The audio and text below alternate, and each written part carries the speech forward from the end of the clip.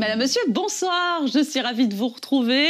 Il a fait beau et lumineux aujourd'hui, il fera encore ensoleillé demain. Et puis surtout, ce flux de nord-est va se calmer, les températures seront tout de même ressenties comme moins fraîches. Il faut dire qu'aujourd'hui, nous étions toujours influencés favorablement par un anticyclone, une zone de haute pression installée sur l'Allemagne.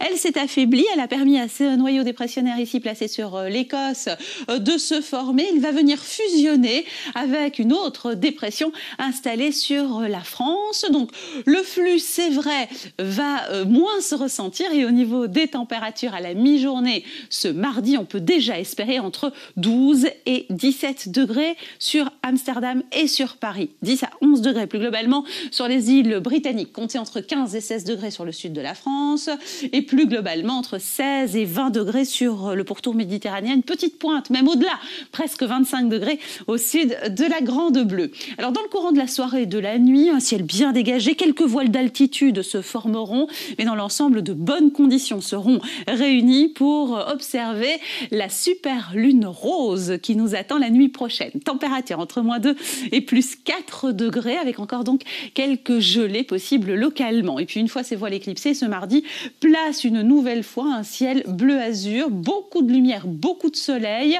et des valeurs ressenties, allez, tout de même comme agréables, notamment sur le centre de nos régions, jusqu'à 15-16 degrés le maximum sur le Hainaut, 11 à 13 degrés sur les hauteurs et les sommets, 15 pour l'Entre-Sambre-et-Meuse, mais aussi sur le proche arrière-pays, et 13 degrés sur le littoral, comme au Coq notamment. On ira chercher 14 degrés à Morage et 13 degrés à Bastogne, 15 degrés pour Chastres et pour Etterbeek, ou plus globalement pour la région de Bruxelles. Ce mercredi, alors après une première belle partie de journée, nous retrouverons un temps un petit peu plus incertain plus tard dans le courant de l'après-midi. Des températures revues à la hausse, tout de même 14 à 19 degrés. En fait, la dégradation, elle se confirmera essentiellement en deuxième partie de semaine. Regardez, elle va faire grimper la probabilité de précipitation à 60% avec un risque d'averse, potentiellement orageuse aussi.